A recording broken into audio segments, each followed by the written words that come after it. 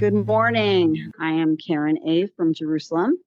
This is the Afro-Euro Reco12 podcast.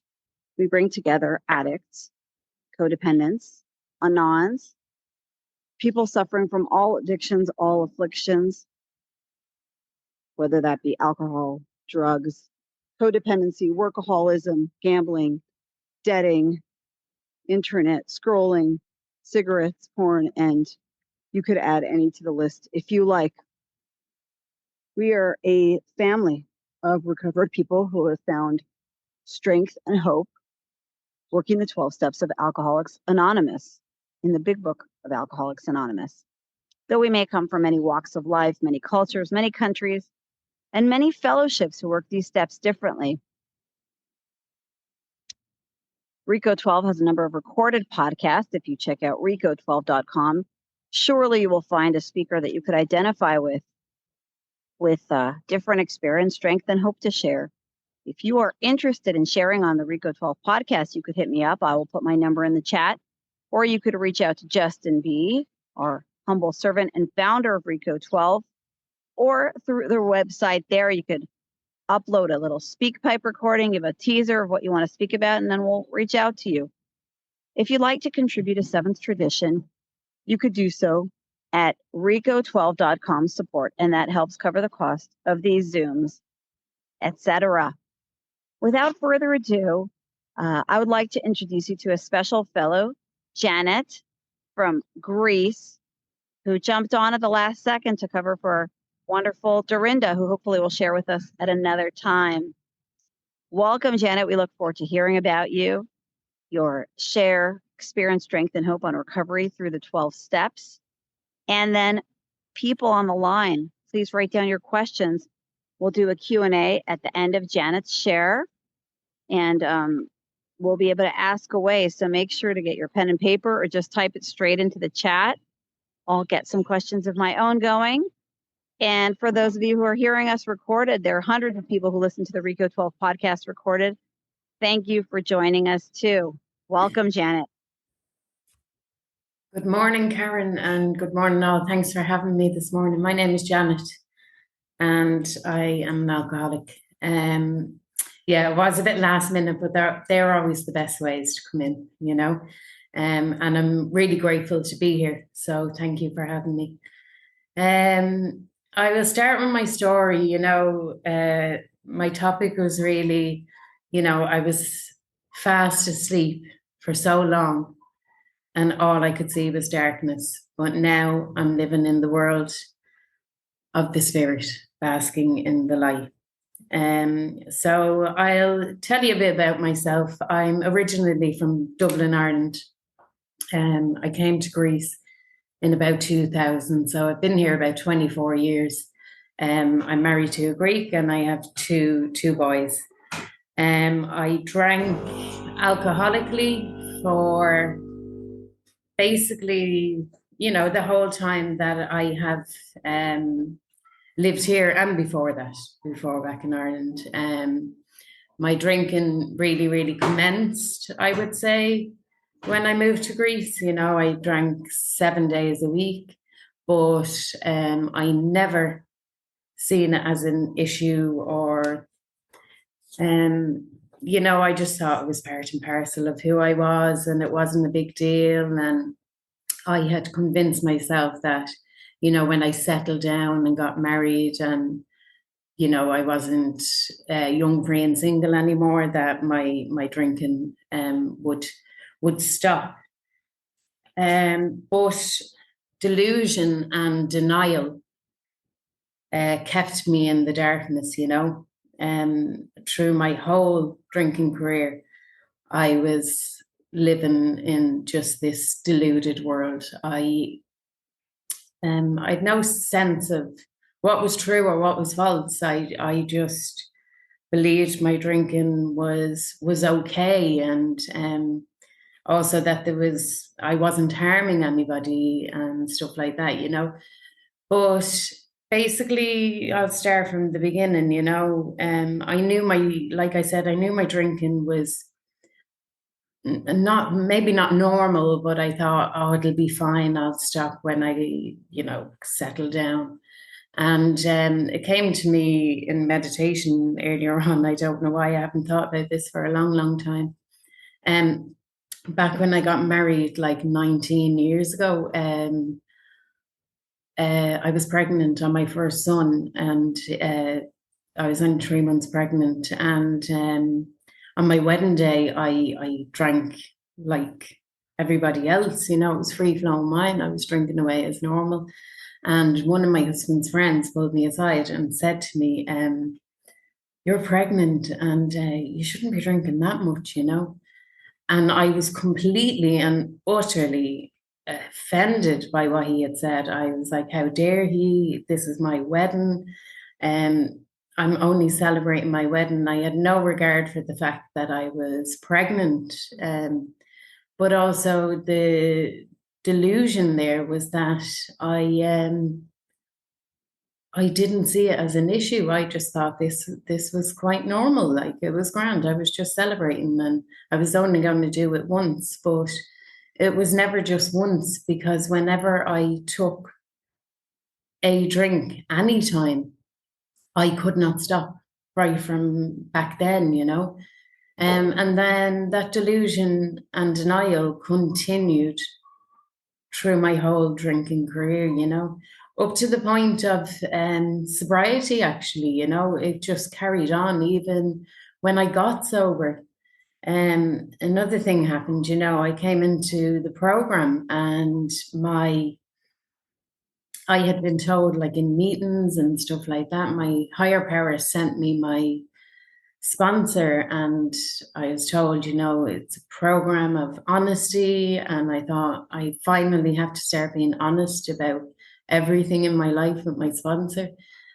And when my sponsor and I had our first sit down and chat, she asked me how, my story, how long I'd been drinking and so on. And I basically told her that, and this was the truth, this was my truth, And I said it before, like, if I had taken a lie detector test that day when I was speaking to her at our first meet, I probably would have passed, because I believed it so much. I had told her that I had been drinking alcoholically for about 3 years. But then as we were talking, and I was explaining that I had children and that I drank through my pregnancies, she said to me, well, how old is your son now? And I said, oh, well, he'll be 16 now. And she said, okay, so you drank through your pregnancies, and he's 16, and you have only been alcoholic for 3 years. And that's when the delusion started getting smashed, because the realization that I had actually been alcoholically drinking for 20 odd years came to the front of my mind, So this delusion continued on in so many ways, I was genuinely in my mind thinking I wasn't that bad. I could stop it myself whenever I wanted to. And it just progressed and progressed to the point that as time went on, none of us start drinking or whatever addiction you have, none of us start full-blown heavy into it, I don't believe. Well, it didn't happen that way for me. It was a gradual thing. But I don't remember the point of when I actually started drinking at like 6 a.m. in the morning. And again, that came to the forefront not so long ago. I went home to Ireland for my dad's 60th birthday. And I was staying in my mum and dad's house, and I was drinking from 6 a.m. then. And by the time I'd left after a week's holiday in my mum's house, there was 5 full bottles of vodka hidden in the suitcase under the bed, which I had to dispose of before I left. My brother, after my father's surprise party, pulled me aside and handed me the big book and said, "You're an alcoholic." And he didn't know about the 5 bottles under the bed, but he had just seen my behavior at my father's 60th birthday. And he said, you need to go to AA. And I broke down in tears and I said, I know, I drink far too much and I'm really going to do something when I return back to Greece. But, contempt prior to investigation, I guess. And again, the denial crept back in. It says in the big book, this disease is cunning, baffling, and powerful. Well, cunning it was, because by the time I had got on that 4.5 hour flight back to Greece, I had forgotten everything he'd said. I'd thrown my big book in a cupboard somewhere and pretended this wasn't an issue and it wasn't happening. And it was about, well, bearing in mind, my sobriety date is the 15th of August 2022. My dad turned 74 the other day. So it took me 13 years to open that drawer and take that big book back out. So I drank a bottle of vodka a day for 13 years. And bearing in mind what I just told you, that I had actually honestly told my sponsor that I had only been drinking for 3 years, I had I was just living in the darkness. I couldn't see the light of day. I couldn't see past alcohol. I was gradually losing everything around me. And when I say, I own my own business over here. I own an Irish pub in a very busy resort. And the business is great. We started it 9 years ago. It took off amazingly. Everything was going great. I didn't physically have many problems in my life, bar my alcoholism. But I couldn't see any of these gifts. I have 2 beautiful children. I couldn't see them. They had, up to 2 years ago, they had never seen their mother sober. So it came to a point where I just could not function. I couldn't function in the world. I couldn't function without an alcoholic drink in me. And something had to be done, My eldest son, it came to a stage, he was only 15 at the time, he's now 18. He found me collapsed on a floor, locked in an apartment where we live. And there was a bottle of vodka on the side and I was face down on the floor. And they were all running around looking for me. He jumped over a 2-story balcony and jimmied the door open in order to come and find me. And he found me on the floor with the drink on the side. And he just said, "Oh, there you are." And he stepped over me. And from then on out, he couldn't even look at me. There was either a mixture of fear and embarrassment from both my children for a very long time, because I had just gone so far over the edge, and I couldn't see a way out.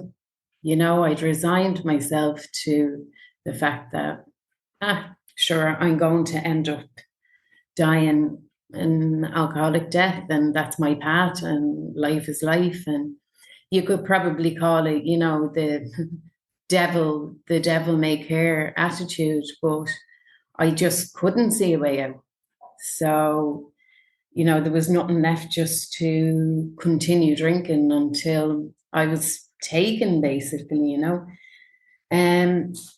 and I just felt like, I look back now and I was spiritually dormant, fast asleep. just walking through life in a drunken haze, like, you know. I hadn't got unconditional love from God, my higher power, as I do now. I had conditions that I put on God, you know. I put the conditions, oh, it was always if you help me out of this scrape, I promise I'll stop drinking. And, you know, oh, please help me stop. I can't stop drinking, you know.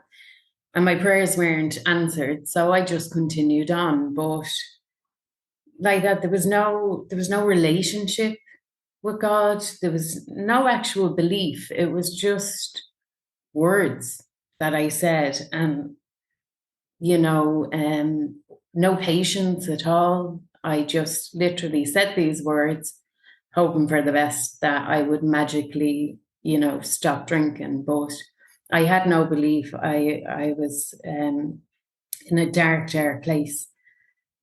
And I always I remember coming in, and when I finally had a spiritual awakening, I remember believing, you know, it was like I was in a dark room and the door was locked. And when I finally, you know, got into treatment, which I'll explain about in a minute, when I got into treatment, it was like I unlocked the door and opened it ajar. And slowly, as time went on, I opened it further and further, let my higher power in, let the spirit of the light in, and trusted in God and my higher power.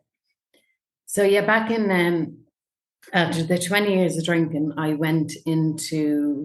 flew home. I left my husband and my 2 children here in Greece, and my business and everything, because, you know, it was that or an alcoholic death, you know. And I got into a treatment centre back in Ireland for 3 months. And I stayed in that treatment centre for 3 months. And I do remember a couple of days before we were due to leave the treatment centre, one of the counsellors spoke to me. And now she was a counsellor, wonderful counsellors in there. I mean, they were great, absolutely brilliant, and I'm not disregarding their work. However, this counsellor said to me, now you do know when you get out of here, you can never go back to the job you're in, working in a pub. You can't have anything to do with alcohol. Nothing, not even taking drink orders, nothing at all. And I was absolutely devastated. You know, I'd done the treatment for 3 months and I was still walking out of there thinking, my life is over, everything out. This is what alcohol has taken from me. Now I have to change jobs, go and work in an office, which I'll hate, working for somebody else because I'm an alcoholic and this is what I kind of deserve. That was my thinking upon leaving the treatment centre, because this is what this counsellor had told me. So, as I said, amazing, the counsellors were fantastic there. However, they weren't in the programme, you know. So this lady had no idea, you know, what the steps can do for us, what the promises coming true for us, and what a higher power and a relationship and belief with your higher power, the impact that can have on us as alcoholics, you know. So upon coming out and returning back to Ireland, I was still devastated, in fear. I was powerless, I was defenseless, and I was just like a little shell of fear, like afraid I'd end up going back out. My whole life was over, you know. But immediately I followed what they said, went start doing meetings every day. As I said, my higher power sent my wonderful sponsor my way, and we started the 12-step program. And upon doing the 12 steps, you know, from start to finish, it was just a gradual thing. I could feel the change in me. I could feel a reliance on my higher power. I could see slowly the promises coming true, in the big book. And gradually I could look back, because the denial and delusion, which I'd lived with for 20 years, had it kind of finally started to be smashed, when I first came in, I had a dependency, a complete and utter dependency on my higher power, just to stay sober, just keep me sober for today. And, I had to ask myself, I just had to ask myself a question one day, I was just basically like, how am I sober today? I was about 4 months sober. Okay, I've been in treatment for 3 months. I was 4 months sober. I hadn't gone one day without alcohol in 20 years. And the answer was God. God and my higher power had been there for me from the start. But finally, I was ready to listen and step into the sunlight of the Spirit.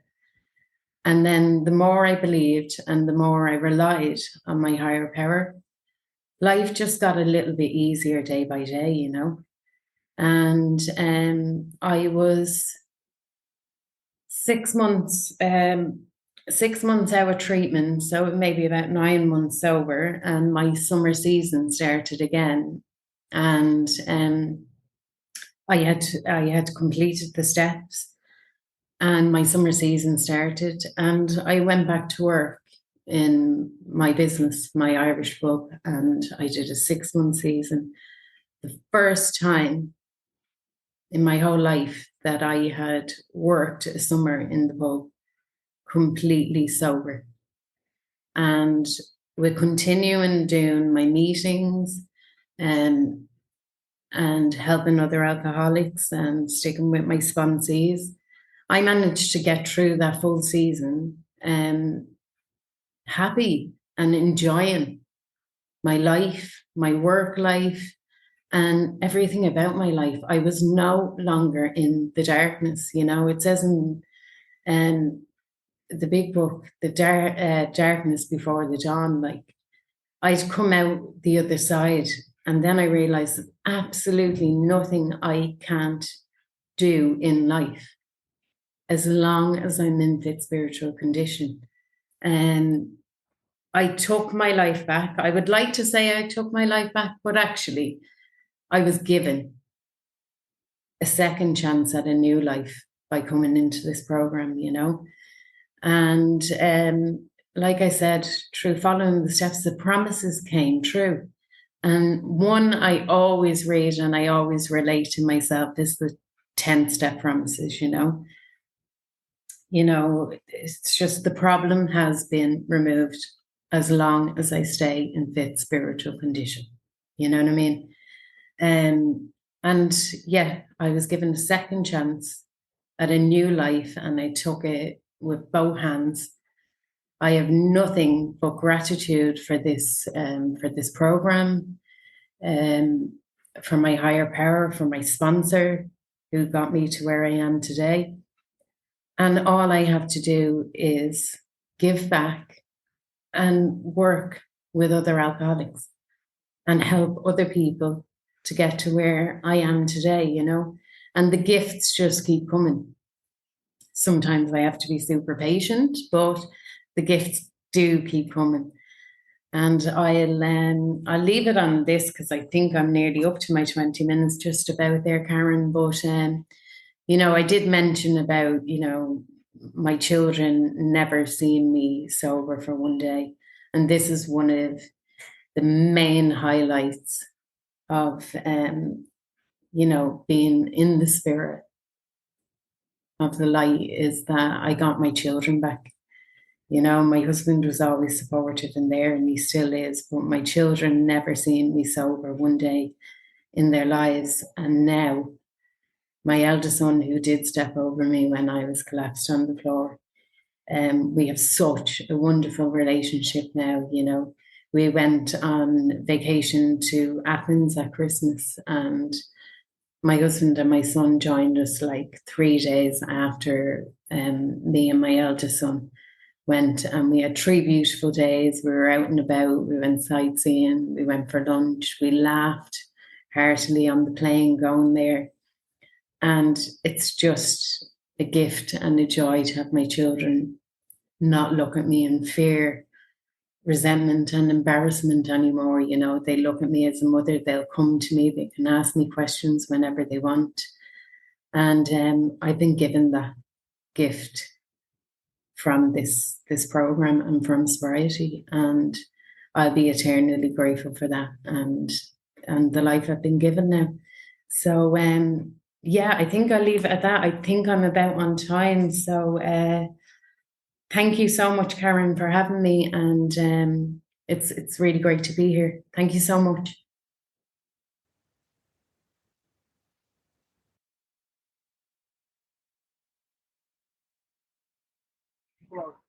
Thank you, Janet. Sorry for the delay. Hold on. ירושלים, שכונת גאולה, לואיס פרנדייס, ליד הישיבה רחוב, תאונת דרכים קלה. ירושלים, שכונת גאולה, לואיס פרנדייס, ליד הישיבה רחוב, תאונת דרכים קלה. How did you gain their trust back? You know, your son stepped over you. You said he had a good relationship today. How did you win his trust back? I mean, that must have been a process. That must have not been easy. Thank you so much. To be honest, when I returned back from treatment after the 3 months, so I hadn't literally seen, bearing in mind I was back in Ireland, I hadn't seen them for 3 months. So immediately they visibly saw a difference in me. It was like what I'm hearing there, pardon me for interrupting you, the big book says, right, when we straighten out spiritually, we straighten out physically and mentally as well. So that's what they were seeing, right? You straighten out spiritually and then physically and mentally. There was a different Janet there, a different mommy there, correct? That's, yeah, completely true, Karen. You know, I was gradually spiritually well. So I had a different persona, you know. I wasn't the old Janet, you know.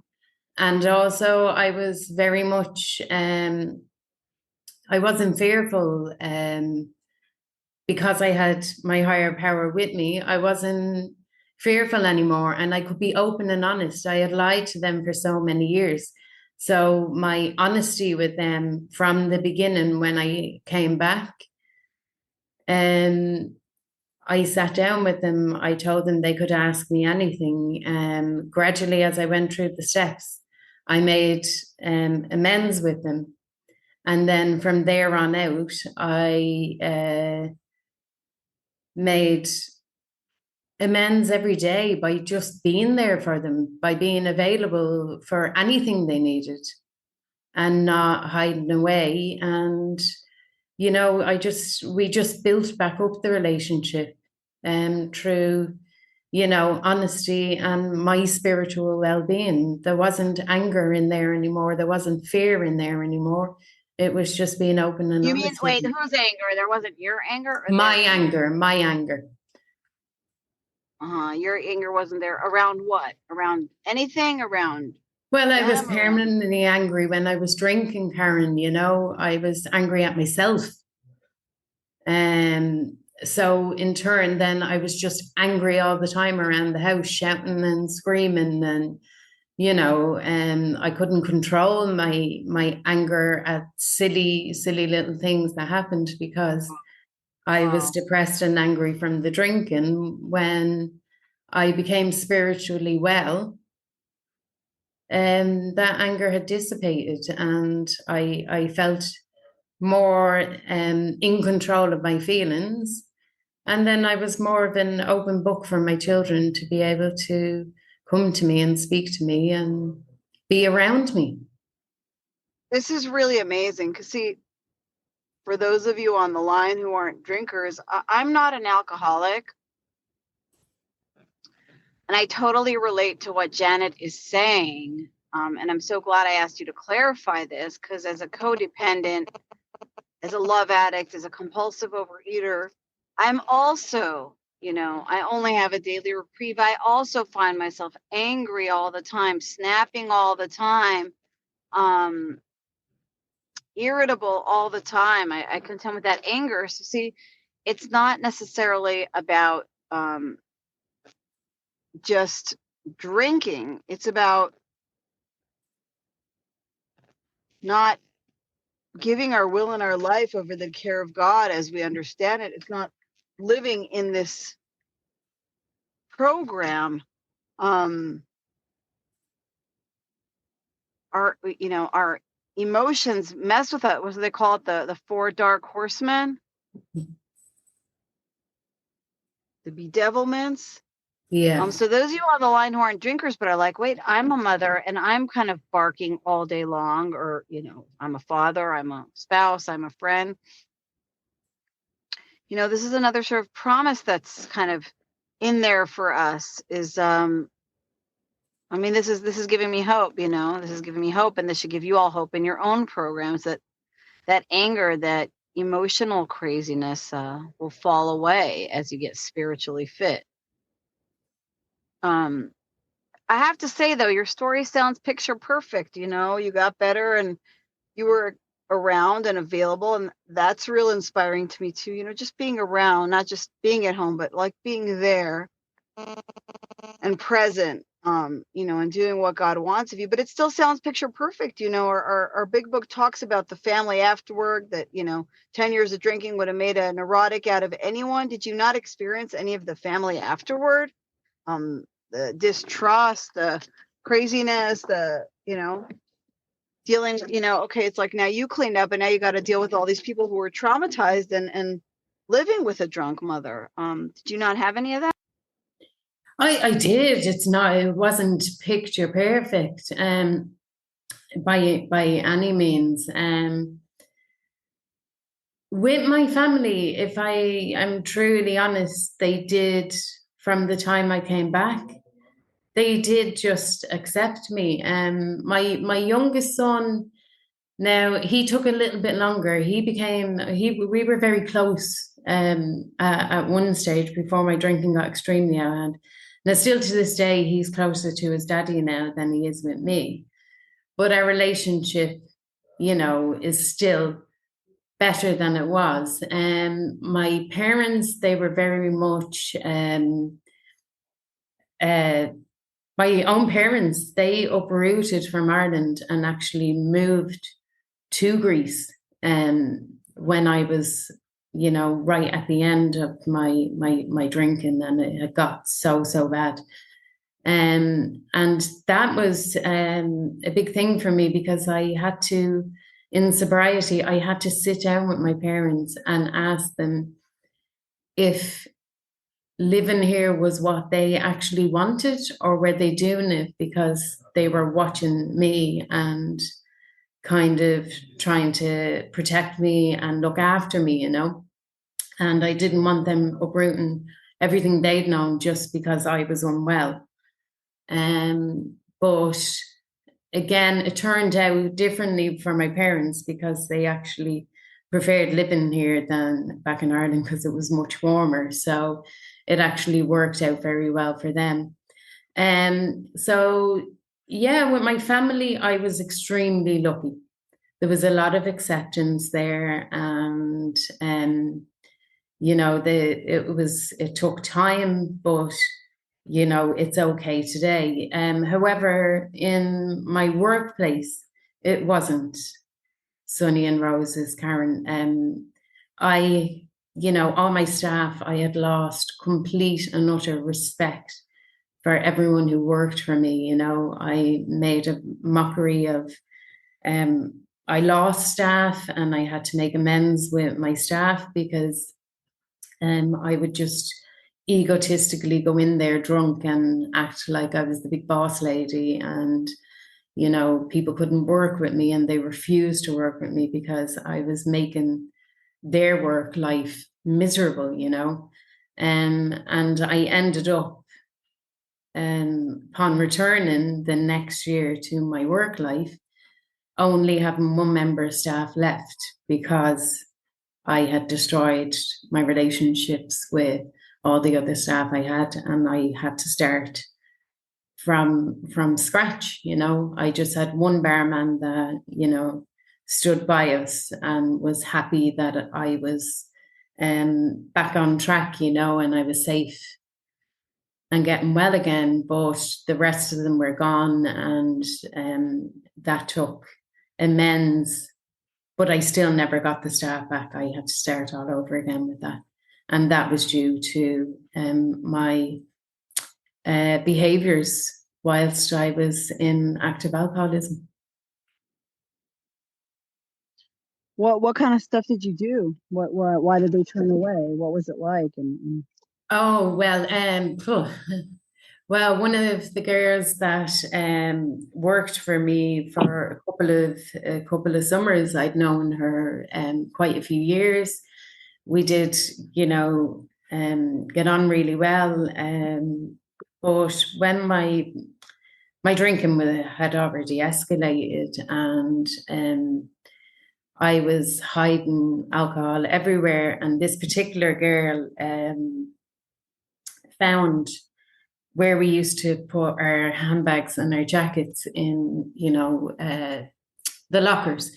She had found a bottle of vodka hidden in there, and Coke bottles, where I transferred the vodka into the Coke bottle so I could go out the back and not be seen drinking behind the bar and stuff like that. And one day she came in upset because actually, in fact, her husband, she was only young, but her husband had committed suicide, and it was alcohol related. And he wasn't alcoholic, but he had been drinking a lot, and for various different reasons he had committed suicide. And she came in to work upset because it was his anniversary, and I was drunk.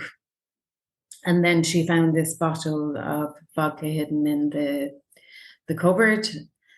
And I just, when she approached me about it, I called her a liar. I said it wasn't mine. I said she had no right accusing me of anything. I was her boss. I was in charge. And I told her she could take that face off her if she was going to be working. Because customers didn't like to see people upset. And I had no regard for her feelings. I was drunk. Wow. I had no regard for her feelings. Shamed. I was extremely spiritually unwell, and eventually she walked, and that was it. She said, I cannot work with her anymore. She's just has no feelings for anybody. She's a drunk, and she walked away. Seeing, for those of us who work, we go through the character defects. Do you work the 12-step workbook? The 12 steps in 4 hours workbook, or do you work the big book? I work the big book. Straight out of the big book. Janet? Yeah, you just slipped out there. I couldn't hear. Hello? Can you hear me? Hello? You there? Yeah. Hello? Karen? Can you hear me? Oh, no. Yeah. I said, do you work our workbook for the 12? Yes. No, I was asking. Hello? Hello? Yep. Can you hear me okay? I can hear you, yeah. It's so weird. I was asking if you work the actual workbook, or you work the steps out of the big book. I work the steps out of the big book. Okay, cool. So for those of us who use the 12-step workbook in the Reco12 or Spiritual Gangsters Fellowship, a lot of times when we go through our character defects, there's something on there that I stop on with a lot of my sponsees. it's not necessarily in the big book. It isn't a big book workbook. When we look at our character defects, one of the ones that is on there is unthinking. You know, straight up unadulterated big book language is selfishness. See, like you could see that when Janet was in her disease, she could her employees about her man who had committed suicide due to alcohol, her ability for compassion, for empathy, was totally erased or blocked. You know, we were blocked from the sunlight of the spirit. When I'm selfish, dishonest, self-seeking, and afraid, selfish, you know, it's all about me. You know, I'm the boss. How's my employee going to behave? I need my drink. I need my fix. I need a man, whatever the selfishness may be. Oh, how about this one? Mommy's on the line. I need my teenager to behave. I need my kids to wake up on time. I need my kids to get good grades. I need my kids to be respectful. I could dazzle you with a longer list of things that I need to have happen around my house. When we get selfish, I, self-seeking. Well, what does this mean for me? What will people think about the business? Well, how will customers perceive us, right? That's self-seeking. Selfishness is I need. Self-seeking is what will they think of me? What will it look like?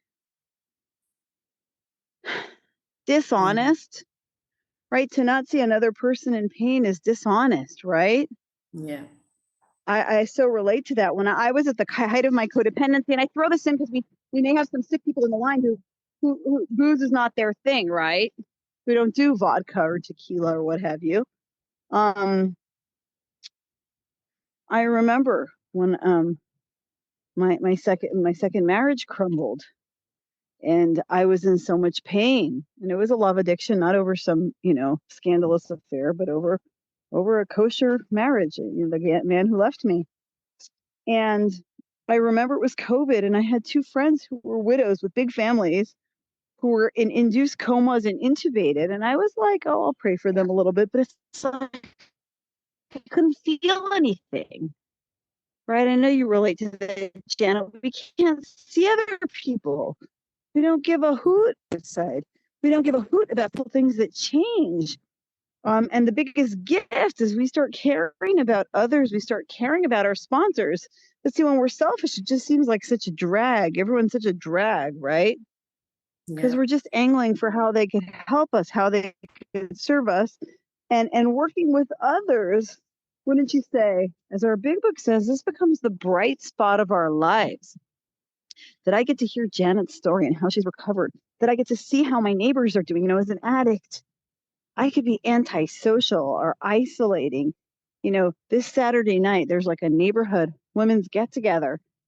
And right away they put up a sign-up sheet. But see, when I'm asking, how can I be helpful? How can I be of service? Right away, I'm like, okay, I'm going to sign up to make a quinoa salad, because I'm not just thinking about me. Who's talking to me? Who's looking at me? Who's paying attention to me? What can I get out of this?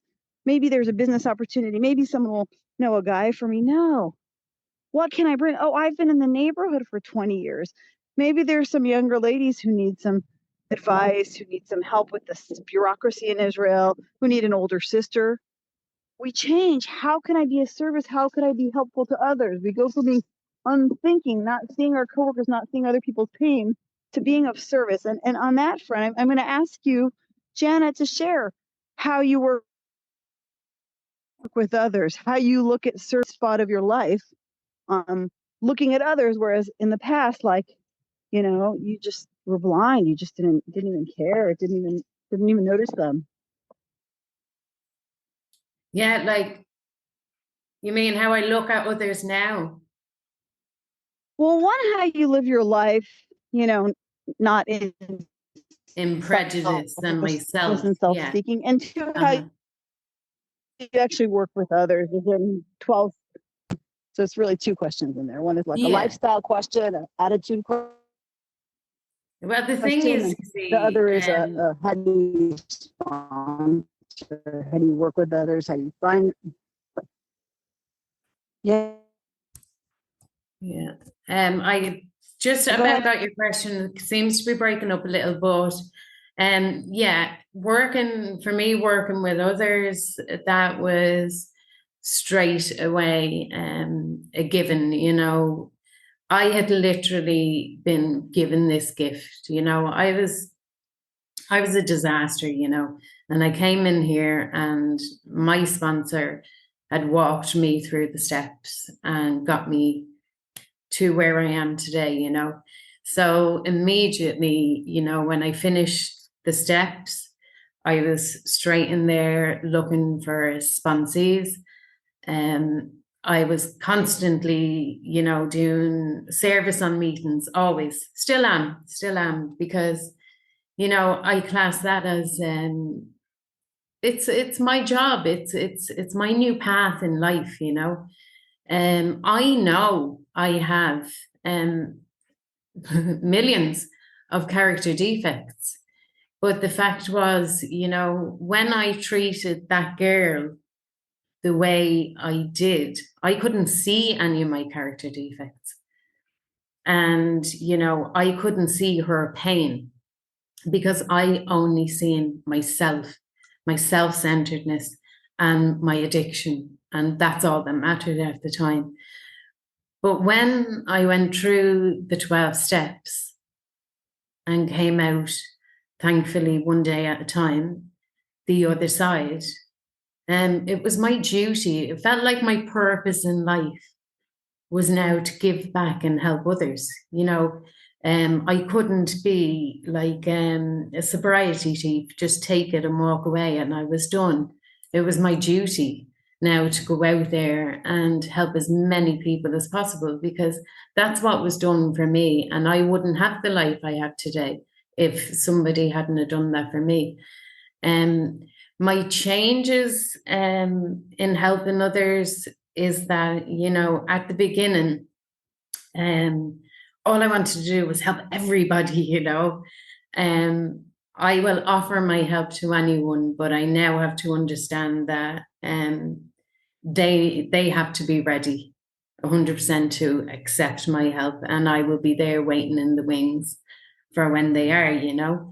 But I sponsor ladies. I have sponsored ladies in the past, and I still do as much as I can in service. And you know, it's just, again, with my sponsees, I do tell them to be, you know, open-minded and honest.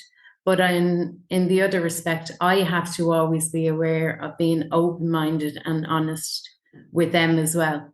You know what I mean? And especially when I'm with a new sponsee, I just have to keep reiterating to them, because I found recently one of my sponsees said to me, thank you so much for giving me your time. I don't deserve it, you know, giving me all this time. I don't deserve it. And I said, you know, 100% you do deserve it. You're here and you're with me and we're going to do this together, you know. But I also had to say to them, this may sound selfish to you, but you're actually keeping me sober today. So by me working with them, it keeps me spiritually well as well, and keeps me out of myself, keeps me out of those ugly character defects, which can bring me into a non-peaceful, miserable place where I don't want to be, you know. And I only get that from working with others and just having, you know, constant thought of others. Because if I have a constant thought of others, well, then I'm not thinking of myself, am I? You know?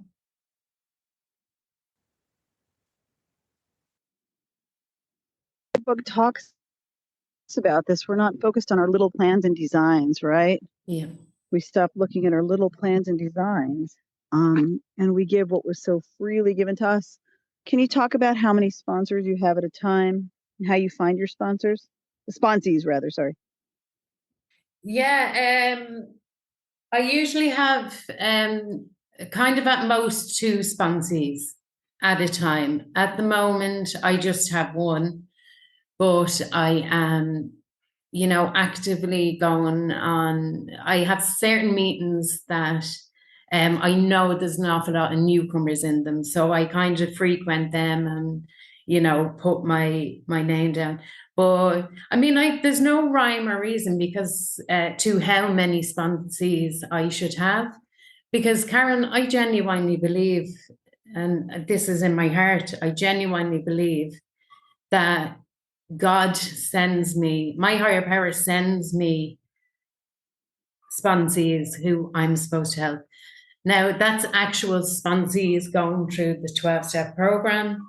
I would do, say, 2 at a time, but at the moment I have one lady. If God sends me another one, by all means, I will take another sponsee on.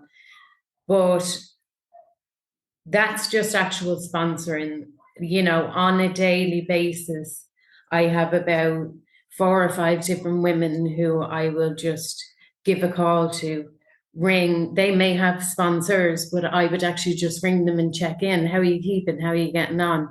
Or give us a call if you need me. And I put my number out there. And, you know, some women, I was on my home group there last week, and there's a woman who is about 8 months around, and, you know, she still says she's not ready to go through the steps.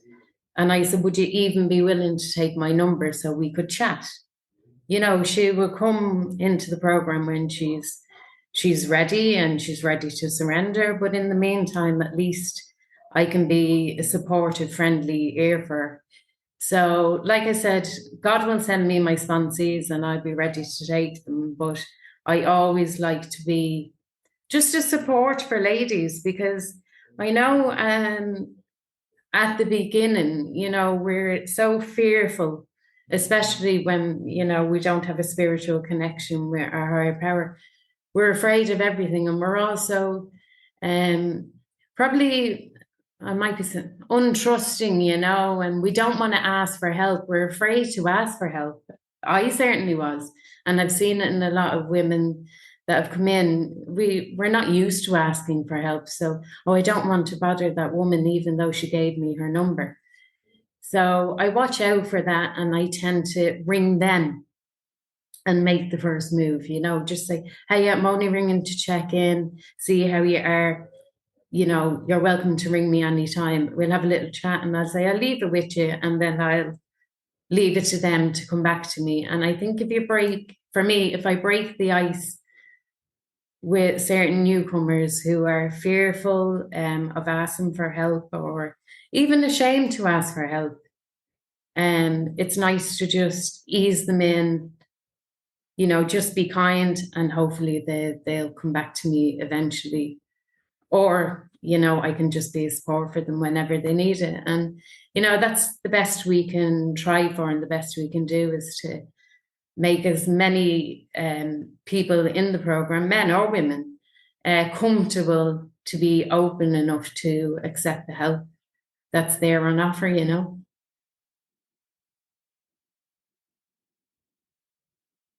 This is so amazing, you know, from being unthinking and uncaring and not even, you know, paying any mind to a woman whose husband, partner, whatever it was, committed an alcoholic suicide, to being in tuned and in touch to see who's embarrassed, who's feels unworthy, who's a little meek, and proactively offering, reaching out, having the compassion, patience, gentleness, acceptance to know only when they're ready, only in God's time. That is just so amazing, so amazing. I'm going to ask you to put your number in the chat, Janet. You know, what we see here, who we hear here, is a woman with a message of depth and meaning, of hope. She is someone who's clearly changed. She's had a spiritual experience as a result of working these steps. I definitely look forward to being in touch with you. I'm always looking for special women on my team, and to do 10th steps with, and to get reconnected. I look forward to being in touch with you, and I invite anyone who's on the line to be in touch with Janet. As you see, she's a woman who's got a message. With that, you like to have any final words? And if no final words, we'll take your prayers to pray us out into the day. Just thank you, Karen, and thanks everyone for listening today. And please stay in touch. I've just popped my number in the chat. As I said, I'm an open book. The more people I'm in touch with, the better for us all, you know, to reach out to other fellows, no matter what. So it'd be amazing to hear from anyone if anyone would like. Yeah, so thanks again. Thanks for having me, Karen. Much appreciated. Great. And you'll pray us out. You have a prayer. If it's okay, we just do the wee version of the Serenity Prayer. Is that okay? Select to pray us out with. Amen. Sure thing. God, grant us the serenity to accept the things we cannot change, the courage to change the things that we can, and the wisdom to know the difference. Thank you so much, Karen. Thanks for having me. Thank you, Janet. Truly inspiring. I look forward to being in touch with you. Thanks for all that you do. It's a pleasure. And thank God you for all. you. Thanks so much. Cheers.